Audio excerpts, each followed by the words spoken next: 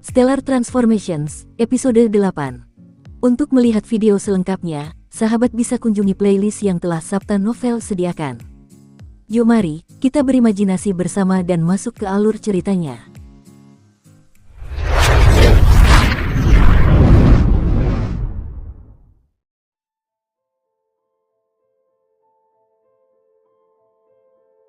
Waktu terus berjalan. Sudah 3 tahun sejak pertempuran hebat antara satu orang dan lebih dari 100 bandit berkuda di dusun itu. Qin Yu juga telah berubah dari seorang anak berusia 8 tahun yang mengatupkan giginya untuk berlatih sangat keras menjadi seorang ahli eksternal berusia 16 tahun. 16 tahun adalah usia standar di mana seseorang dianggap dewasa di benua Qianlong. Xiao Lu terluka parah dan Qin Yu membawanya ke Misty Villa untuk memulihkan diri. Taisan juga dibawa ke Misty Villa untuk mulai berlatih bela diri di bawah bimbingan para ahli di Misty Villa. Ayah dan ibu dari keduanya telah meninggal dunia sehingga mereka pindah ke Misty Villa tanpa beban, hanya saja mereka sering kembali ke desa untuk menengoknya.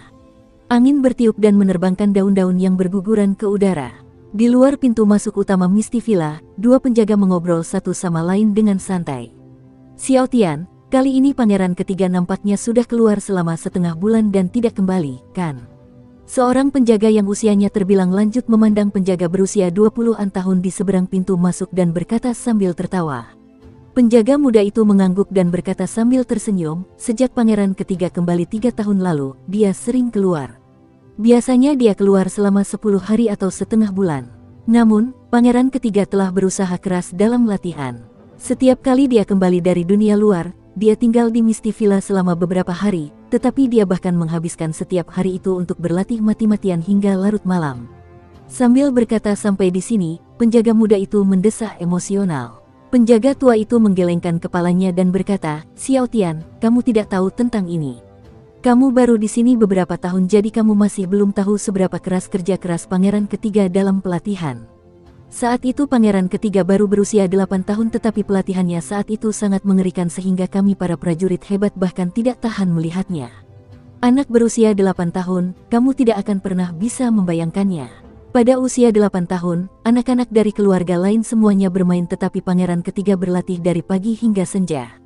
Pelatihan seperti itu pasti jauh lebih menyakitkan daripada pelatihan korps harimau ganas.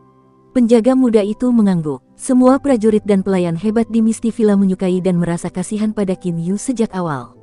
Setelah melihat latihannya yang maksimal, para prajurit dan pelayan hebat ini bahkan mulai mengaguminya dalam benak mereka. Namun selama 3 tahun terakhir, Pangeran Penakluk Timur Qin De hanya mengunjungi Misty Villa 1 kali. Xiao Tian, lihat, pangeran ketiga telah kembali. Mata penjaga tua itu tiba-tiba berbinar saat dia menunjuk ke langit dan berkata. Penjaga muda itu juga segera mendongak. Tinggi di langit, seekor elang hitam besar terbang tinggi dengan sayap terbentang. Elang hitam ini bahkan lebih besar satu ukuran dari elang biasa. Bulu emas di kepalanya tampak seperti mahkota. Elang itu melirik ke berbagai tempat di bawah dengan matanya yang tajam seperti kilat, memancarkan keangkuhan yang sangat mengejutkan. Cakarnya yang tajam bersinar dengan sinar cahaya sedingin es.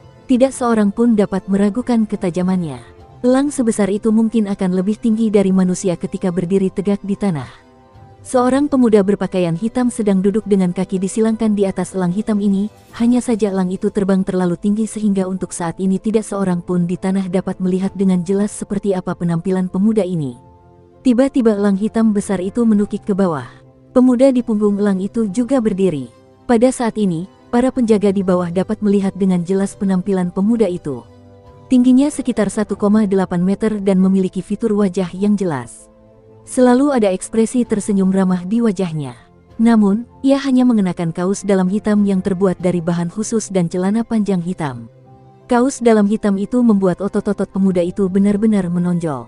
Xiao Hei, kau bisa pergi mencari makan sendiri, kata pemuda itu sambil menepuk punggung elang hitam dengan ramah. Dari ketinggian sekitar 100 meter di udara, ia tiba-tiba melompat dari punggung elang dan menukik ke bawah dengan kecepatan yang sangat tinggi. Tubuhnya seperti sambaran petir dan ia mendarat di tanah hanya dalam sekejap. Ia menukik ke bawah dengan kecepatan yang sangat tinggi namun tidak menimbulkan suara angin. Pangeran ketiga, kedua pengawal itu berlutut dan berkata dengan hormat bersamaan. Paman Lan, Atian, kalian bertugas hari ini. Baiklah, aku masuk dulu.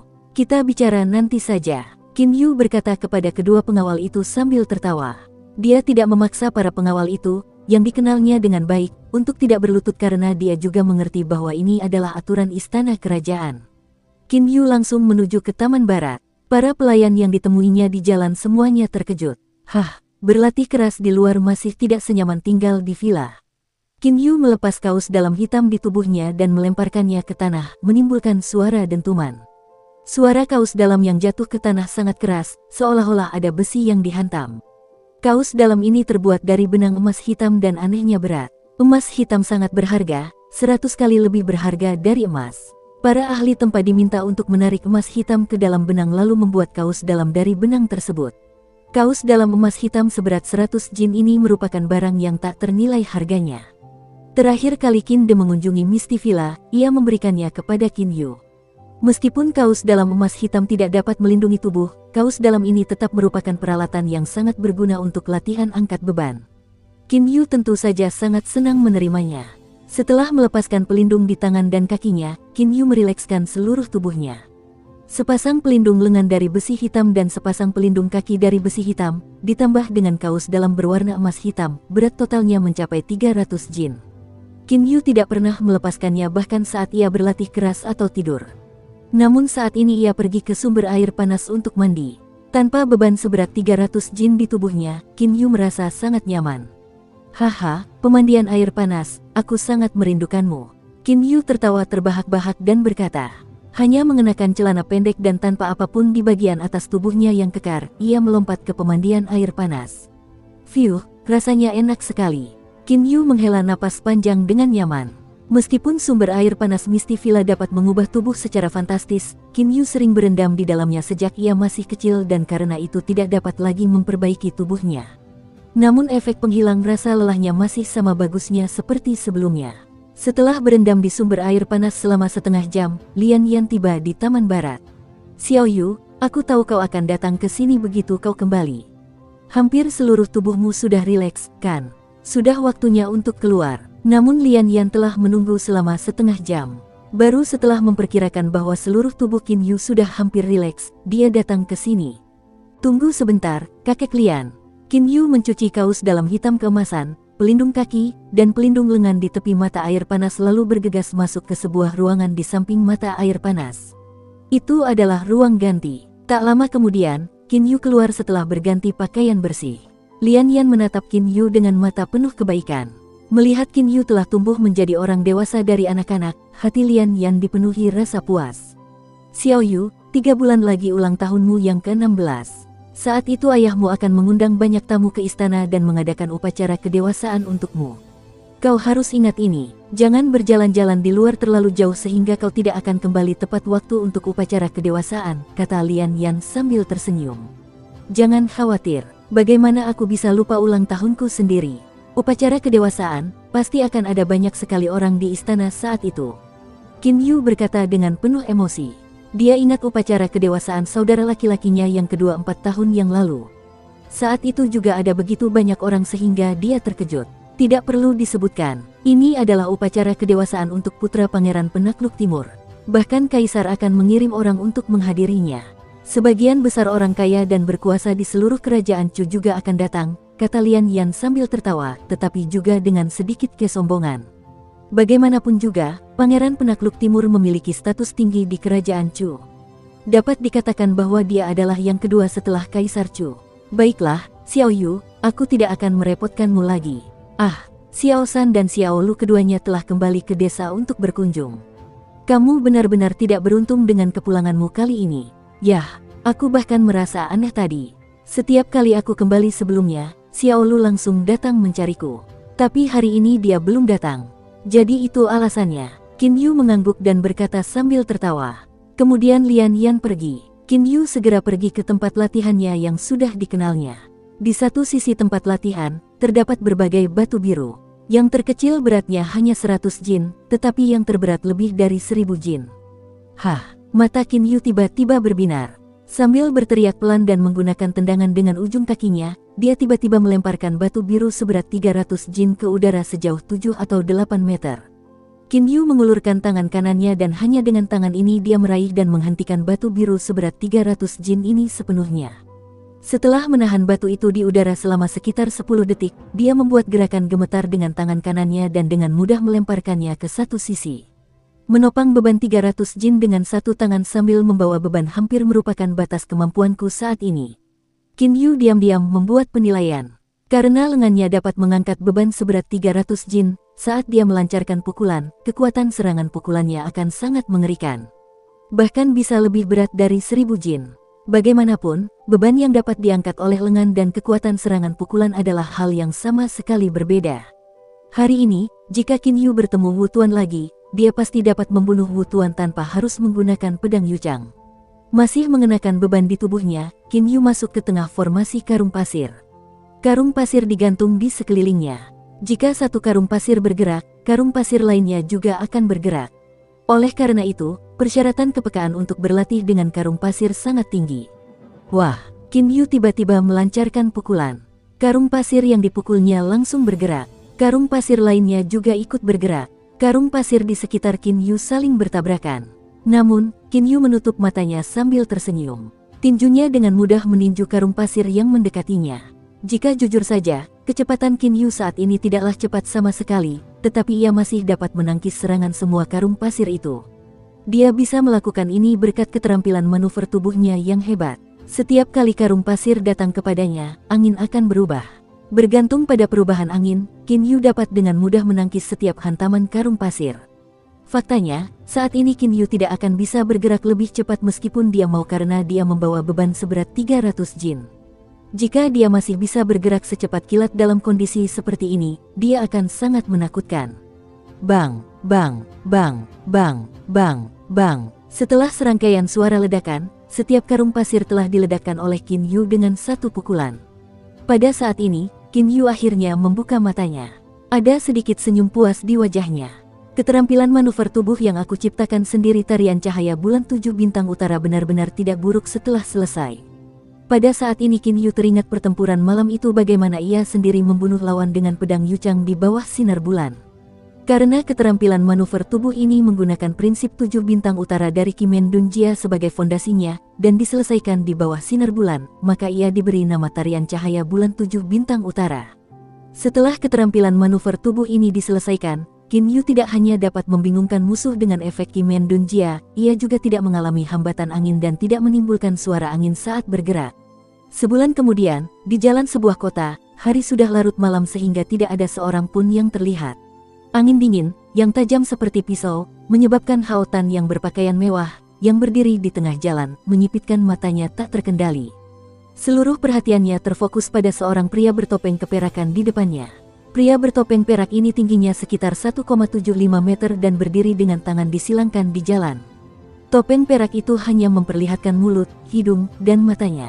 Hao Tan, cepat persiapkan diri dengan baik, aku akan segera mulai, kata pria bertopeng perak itu dengan suara sedingin es. Oh, sejak kapan pembunuh kartu perak Heavenly Net begitu saleh? Kata Hao Tan sambil tertawa dingin. Pembunuh kartu perak, hanya pembunuh yang telah membunuh ahli Hautian Puncak yang dapat memiliki kualifikasi untuk mendapatkan topeng perak. Sayang sekali, semua pembunuh bersembunyi dalam kegelapan dan menggunakan serangan diam-diam.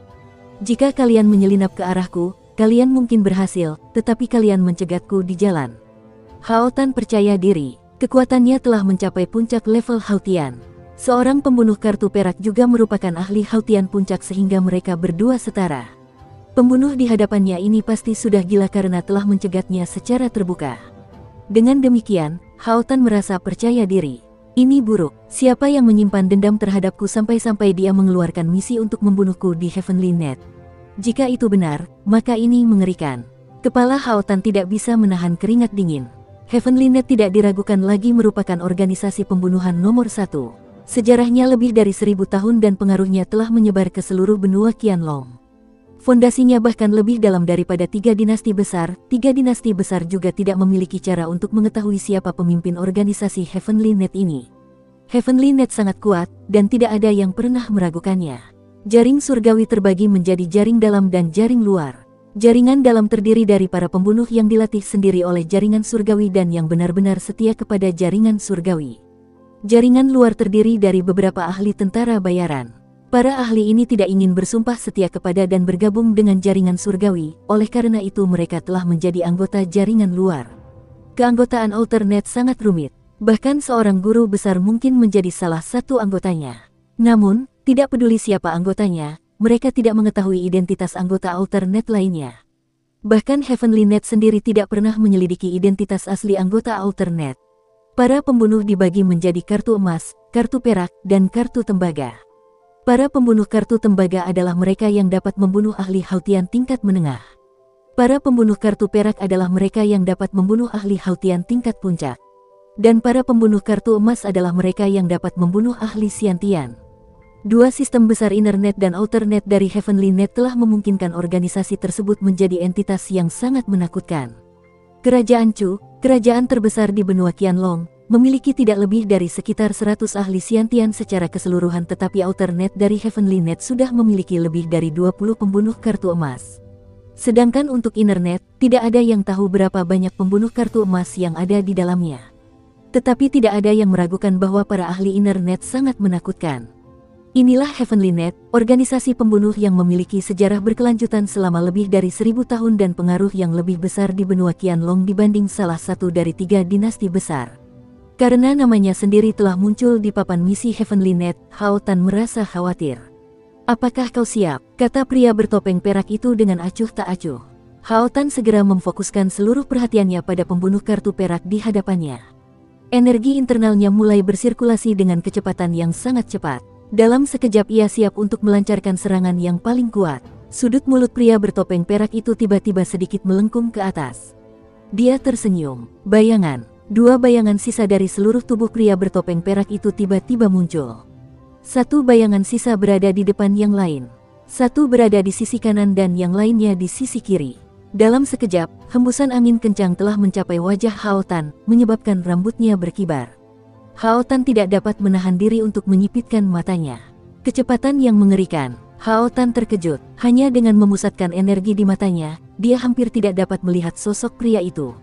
Karena tidak dapat melihat apapun, Hao Tan mulai menyerang sosok di depannya dengan ganas. Berbagai siluet kakinya menyebar ke seluruh udara dan menyerang seluruh tubuh pria bertopeng perak itu. Hao Tan tiba-tiba merasakan sakit yang luar biasa di kaki kanannya. Ia tak kuasa menahan diri untuk berteriak histeris dengan mata melotot. Pada saat yang sama ia mendengar suara tulang patah sementara seluruh tubuhnya terpental. Kakinya kemudian menghantam tembok di satu sisi jalan dengan keras. Suara dingin lelaki bertopeng perak itu meninggi, "Kecepatanmu masih bagus, tapi daya ledakmu terlalu buruk." Dalam sekejap, pria bertopeng perak itu benar-benar mematahkan pergelangan kaki kanan Hao Tan secara langsung. Dukung terus channel YouTube Sabta Novel. Dengan satu tangan Hao Tan menyandarkan dirinya ke dinding dan berdiri. Dia menatap pria bertopeng perak di depannya dengan kebencian, "Jari-jarimu benar-benar kuat. Kecepatanmu juga sangat cepat. Sayang sekali itu tidak cukup bagimu untuk membunuhku." Hao Tan bisa merasakan betapa kuatnya jari-jari musuh. Mereka bahkan menghancurkan pertahanan energi internalnya dalam satu genggaman. Benarkah? Sudut-sudut tubuh pria bertopeng perak itu melengkung ke atas lagi. Pada saat yang sama, tubuhnya menjadi kabur dan menciptakan bayangan lain. Hao Tan segera membuka matanya lebar-lebar seperti dua bola. Seluruh energi internal tubuhnya diaktifkan sepenuhnya. Dia menatap pria bertopeng perak itu dengan seluruh perhatiannya. "Tidak masalah jika umurku akan sangat berkurang, aku harus melakukan satu serangan ini." Ada sedikit kekejaman di mata Hao Tan. Wajahnya langsung pucat pasi. Pria bertopeng perak itu tampaknya juga menyadari perubahan Hao Tan, tetapi dia terus menyerang. "Cakar penghancur jiwa!" Hao Tan tiba-tiba berteriak keras. Seluruh wajahnya menjadi buas. Kedua cakarnya menyerang pria bertopeng perak di depannya dengan kecepatan yang sangat cepat. Kecepatan cakarnya telah mencapai tingkat yang mengerikan. Bahkan ada berbagai aliran energi hitam di antara kedua cakar yang menghubungkannya satu sama lain. Keduanya memiliki teknik cakar yang sangat hebat, tetapi tampaknya cakar penghancur jiwa milik Hao Tan lebih aneh. Dalam hal kecepatan, ia kalah dari pria bertopeng perak itu. Ia bahkan tidak bisa menyentuh musuhnya, tetapi kena kau. Aliran energi hitam tiba-tiba mengikat tangan pria bertopeng perak itu di depan Hao Tan, yang menjadi sangat bersemangat. "Haha, aku bisa melihat bahwa kau cepat. Tetapi bahkan jika kau lebih cepat, apakah kau akan secepat sutra penghancur jiwa milikku? Kedua tanganmu telah diikat, sekarang bersiaplah untuk mati." Mengapa kau tidak menggunakan energi internal untuk melawan? Hao Tan menatap ragu ke arah pria bertopeng perak itu. Kamu terlalu cepat bersemangat. Seberkas cahaya hitam menyambar. Bagaimana bisa? Mata Hao Tan melotot keluar dari kepalanya lalu dia terjatuh tak berdaya dengan suara keras. Teknik cakar itu sungguh fantastis. Bahkan menghasilkan energi seperti sutra. Pria bertopeng perak itu melepaskan topeng peraknya. Dia adalah pria yang tidak dikenalnya. Tubuh pria ini tiba-tiba bergerak berulang kali sambil mengeluarkan suara berderak. Tubuhnya tiba-tiba menjadi lebih tinggi dan wajahnya juga mulai berubah. Setelah beberapa saat, pria bertopeng perak yang tingginya sekitar 1,75 meter telah berubah menjadi Qin Yu yang tingginya 1,8 meter. Jika seseorang melihat adegan ini, mereka pasti akan sangat terkejut. Baru saja Qin Yu menggunakan seni perubahan penampilan dan tulang, yang dapat dianggap sebagai puncak seni penyamaran. Dengan mengendalikan otot dan tulang seluruh tubuh, seni perubahan penampilan dan tulang memungkinkan pengguna untuk mengubah wajah dan tinggi badannya. Secara umum, hanya ahli Xiantian yang mampu mengubah penampilan mereka berkat energi Xiantian. Itu artinya, di mata orang lain, seni perubahan penampilan dan tulang hanya bisa digunakan oleh ahli Xiantian. Namun Qin Yu telah berusaha keras untuk mengendalikan seluruh otot dan tulang tubuhnya sejak ia mulai berlatih sebagai anak kecil. Ia telah berlatih selama 8 tahun dan, terlebih lagi, telah sering menyerap energi internal ke dalam daging dan tulangnya. Oleh karena itu fleksibilitas dan ketangguhan seluruh otot dan tulang tubuhnya telah mencapai tingkat yang mengejutkan. Bergantung pada otot dan tulangnya saja, Qin Yu masih dapat mengubah penampilannya. Para pelaku kejahatan akan menyebabkan kematian mereka sendiri. Ketika Qin Yu telah mengambil kepala Hao Tan, tubuhnya melesat ke udara. Tampaknya ada sesuatu yang tinggi di satu sisi. Itu tidak lain adalah Xiao Hei. Ada sebuah kotak kecil di tubuhnya. Qin Yu memasukkan kepala itu ke dalam kotak lalu duduk di atas Xiao Hei. Xiao Hei, ayo pergi. Qin Yu dengan hangat menepuk leher Xiao Hei. Xiao Hei segera berteriak kegirangan dan terbang ke langit. Duduk di punggung Xiao Hei, Qin Yu menatap ke bawah ke tanah tak terbatas di bawahnya lalu mendongak dan merasakan angin kencang di tengah malam. Setelah pertempuran besar hari itu, Qin Yu bertekad untuk berlatih di luar melalui pertarungan. Sasarannya sebagian besar adalah para penjahat. Setelah beberapa waktu, Qin Yu bergabung dengan jaringan luar jaringan surgawi dan menjadi seorang pembunuh bernama Liu Xing. Sasaran misi yang dipilihnya semuanya adalah para penjahat yang telah memancing kemarahan surga dan manusia. Dengan cara ini, pertama-tama, ia dapat menyingkirkan beberapa sampah, dan kedua, ia juga dapat berlatih teknik pertarungan jarak dekat yang sesungguhnya. Xiao Hei, setelah menyelesaikan misi ini, kita akan langsung kembali ke Misty Villa. Ayo berangkat, kata Qin Yu sambil tertawa. Sambil berteriak, elang hitam itu langsung mempercepat lajunya dan terbang ke arah timur seperti seberkas cahaya. Rumah Pangeran Penakluk Timur di kota Yan saat ini dihiasi dengan lentera dan pita. Saat ini masih pagi, tetapi lalu lintas di luar rumah sudah padat. Orang-orang kaya dan berkuasa, bangsawan, dan bangsawan dari seluruh wilayah kerajaan Chu saling menyapa dengan ramah, lalu memasuki rumah sambil membawa hadiah dan kartu undangan. Hari ini adalah upacara kedewasaan bagi Qin Yu, putra ketiga Pangeran Penakluk dari Timur. Dari segi kepentingan, hanya ada sedikit perbedaan antara upacara kedewasaan dan upacara pernikahan di benua Qianlong. Dibandingkan dengan keduanya, ulang tahun sama sekali tidak penting. Ketika Qin Yu merayakan ulang tahunnya yang ke-10, beberapa orang di istana hanya mengucapkan selamat sedikit kepadanya. Akan tetapi, untuk mempersiapkan upacara kedewasaannya, kartu undangan disebarkan secara luas. Bahkan Kaisar Chu boleh menghadirinya. 8 tahun yang lalu, ketika upacara kedewasaan untuk kakak laki-laki Qin Yu, Qin Feng, diadakan, Kaisar Chu Xiang Guang secara pribadi memberinya pujian. Di pagi hari, 3 bersaudara Qin Feng, Qin Zheng, dan Qin Yu keluar dari kamar Qin De bersama-sama untuk menyampaikan salam kepada ayah mereka. Di antara 3 bersaudara itu, kakak laki-laki Qin Feng adalah yang tertinggi, sekitar 1,9 meter. Tubuhnya memiliki aura dingin dan wajahnya jarang menunjukkan ekspresi tersenyum. Hanya ketika dia bersama saudara-saudaranya dia dapat tersenyum. Qin Zheng dan Qin Yu hampir sama tingginya. Tinggi mereka sama. Putramu memberi penghormatan kepada ayah. Begitu ketiga bersaudara itu melihat Qin De, mereka berlutut dan memberi salam dengan sopan. Melihat ketiga putranya, Qin De merasa senang karena mereka semua tampan dan berbudi luhur. Putra sulungnya, Qin Feng, memilih jalur seni bela diri. Ia tidak hanya menjadi jenderal di ketentaraan, ia juga menjadi ahli Xiantian tahun lalu. Namanya menjadi terkenal dengan sangat cepat. Tidak lebih dari 100 ahli Xiantian di seluruh kerajaan Chu, jadi menjadi ahli Xiantian di usia 23 tahun adalah pencapaian yang sangat luar biasa. Putra keduanya, Qin Zheng, bahkan lebih baik daripada Qin De dalam berbagai bidang seperti pemerintahan, politik, dan sebagainya. Kini, putra keduanya bertanggung jawab atas hampir semua urusan di 3 daerah di wilayah timur, baik yang penting maupun yang sederhana. Adapun putra ketiganya Qin Yu. Qin De melirik Qin Yu. Melihat Qin Yu, Qin De tidak dapat menahan rasa bersalah dalam benaknya. Tidak peduli bagaimana dia berlatih teknik eksternal, paling banter dia hanya bisa mencapai puncak level Hautian. Karena dia tidak bisa menjadi ahli Xiantian, jalannya adalah jalan buntu. Qin De diam-diam mendesah. Dalam pandangan Qin De, putra ketiganya Qin Yu tidak akan memiliki banyak peluang untuk berhasil bahkan jika dia bekerja lebih keras. Jika dia bisa mencapai level Zhao Yunxing, meskipun itu bukan level Xiantian, kekuatan ofensifnya akan sama bagusnya dengan ahli Xiantian tahap awal. Sayang sekali dia butuh waktu 30 tahun untuk mencapai level itu. Sampai sekarang Yuer telah berlatih selama 8 tahun, jadi masih ada 22 tahun lagi. Sayangnya, Qin De tidak tahu bahwa daging Qin Yu telah menyerap energi internal dan dia telah meningkat dengan cepat, jauh lebih cepat daripada perkiraan Zhao Yunxing. Kalian semua berdiri dulu, kata Qin Du sambil tersenyum. Kemudian dia menatap Qin Yu dan berkata, Yuer, hari ini adalah upacara kedewasaanmu, hari besar dalam hidupmu.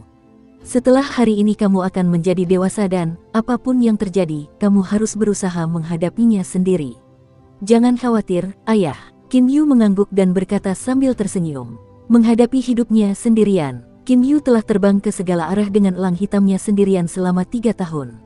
Berkat kecepatan elang hitamnya, ia telah menjelajahi hampir seluruh wilayah kerajaan Chu.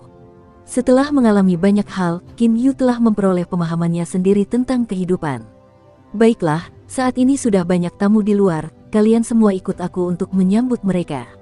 Saat Qin De berkata, dia keluar terlebih dahulu. Ketiga bersaudara Qin Feng, Qin Zheng, dan Qin Yu juga keluar setelahnya. Hari ini, kediaman Pangeran Penakluk Timur sangat ramai. Setiap bangsawan, ningrat, dan juga pembesar dan sejenisnya maju untuk memberi selamat. Orang-orang ini tentu saja menunjukkan rasa hormat yang besar kepada Pangeran Penakluk Timur di hadapannya. Namun, masih ada 2 pangeran lain yang memiliki tingkat otoritas yang sama dengan Pangeran Penakluk Timur.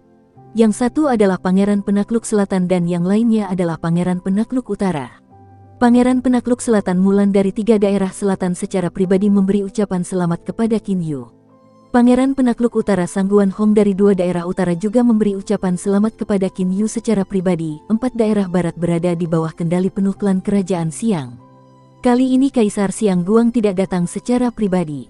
Sebaliknya, ia meminta adiknya sendiri, Xiang Suo, untuk memberi ucapan selamat kepada Qin Yu. Qin Yu tidak tahu berapa banyak meja yang telah disiapkan untuk pesta dan berapa banyak tamu yang akan hadir. Namun, ia tahu satu hal, yaitu, hadiah yang diterimanya telah memenuhi 2 ruangan penuh, dan karena itu ia dapat membayangkan betapa banyaknya jumlah tamu. Bagaimanapun, ini adalah upacara kedewasaan bagi putra Pangeran Penakluk Timur. Setelah seharian berisik, larut malam, rumah kerajaan menjadi sangat sunyi karena semua tamu telah pergi. Di sebuah ruangan rahasia, Qin Yu belum pernah memasuki ruang rahasia ini. Saat ini sudah lewat tengah malam. Hanya ada 5 orang di ruang rahasia itu, Qin De, Qin Feng, Qin Zheng, Qin Yu dan Su Yuan. Kecuali Qin Yu, yang memiliki ekspresi ragu di wajahnya, semua orang tampaknya mengetahui sesuatu. Qin De pertama-tama pergi ke kursi berlengan dan duduk, lalu melambaikan tangannya dan memberitahu orang lain, semuanya duduk dulu. Qin Yu dan 3 orang lainnya juga duduk mengelilingi meja panjang. Su Yuan, yang masih memegang kipas lipat, tersenyum tipis pada Qin Yu. Ayah, apa yang membuatmu mengizinkanku datang ke sini? Tanya Qin Yu. Saat ini pikirannya masih kacau. Qin De mengangguk dengan tenang dan berkata, Yuer, bukankah kamu selalu bertanya-tanya apa yang sedang dilakukan ayahmu dan apa rencana yang sedang kulakukan? Memang, aku telah menyembunyikan banyak hal darimu. Hari ini kamu sudah berusia 16 tahun jadi aku akan memberitahumu beberapa rahasia. Mata Qin Yu langsung berbinar. Dia tahu sejak awal bahwa ayahnya sedang menjalankan beberapa rencana. Dia juga bertanya-tanya mengapa Qin De tidak pernah memberitahunya apapun. Sekarang, setelah mendengar kata-kata ayahnya, dia menyadari tampaknya ada banyak hal yang tidak diketahuinya sendiri. Namun hari ini ayahnya akhirnya memutuskan untuk memberitahunya tentang hal itu. Yuer, Tahukah kamu bahwa dalam sejarah benua Qianlong pernah ada sebuah dinasti yang menyatukan seluruh benua Qianlong? Qin De bertanya pada Qin Yu. Qin Yu berkata sambil tersenyum, ini tidak perlu dikatakan lagi. Dahulu kala, benua Qianlong selalu dalam keadaan terpecah-pecah. Baru 3000 tahun yang lalu seluruh benua Qianlong dibawa ke dalam keadaan persatuan yang belum pernah terjadi sebelumnya. Tidak lain adalah dinasti Qin yang menyatukan seluruh benua Qianlong. Nama terkenal Qin Shi Huang Yingzheng masih bergema seperti guntur, hanya saja dinasti Qin berumur terlalu pendek, 100 tahun setelah penyatuan benua itu, ia hancur berkeping-keping. Kemudian klan Ying dari dinasti Qin disingkirkan sepenuhnya. Qin De mengangguk pelan dan berkata, rahasia pertama yang akan kuberitahukan kepadamu hari ini adalah, klan Qin kita terdiri dari keturunan langsung Qin Shi Huang. Qin Yu hanya merasa kepalanya seperti disambar petir. Untuk sesaat dia tercengang. Baru setelah sekian lama Qin Yu menjadi sedikit lebih jernih pikirannya. Dia menatap ayahnya dengan tak percaya lalu menatap kakak laki-lakinya yang kedua, dan paman Su Yuan. Namun semua orang ini menatap Qin Yu. Dia benar-benar mengerti maksud di mata mereka. Bukankah seharusnya keturunan langsung Qin Shi Huang bermarga Ying? Meskipun Qin Yu agak tergerak, dia tetap bertanya. Qin De menggelengkan kepalanya dan berkata sambil mendesah, setelah kehancuran dinasti Qin, orang-orang di seluruh dunia mencoba untuk melenyapkan klan Ying. Bagaimana mungkin kita masih berani menggunakan marga Ying? Kita juga mengganti marga kita menjadi Qin agar kita tidak lupa bahwa Qin Shi Huang adalah leluhur kita. Yuer, kamu mungkin tahu bahwa teknik internal pusaka klan Qin kita awalnya tidak disebut seni naga leluhur, tetapi disebut seni naga leluhur Shi Huang. Yuer, ingatlah bahwa darah yang mengalir di pembuluh darah orang-orang klan Qin sama dengan darah Qin Shi Huang. Mata Qin De memancarkan sinar cahaya yang tajam.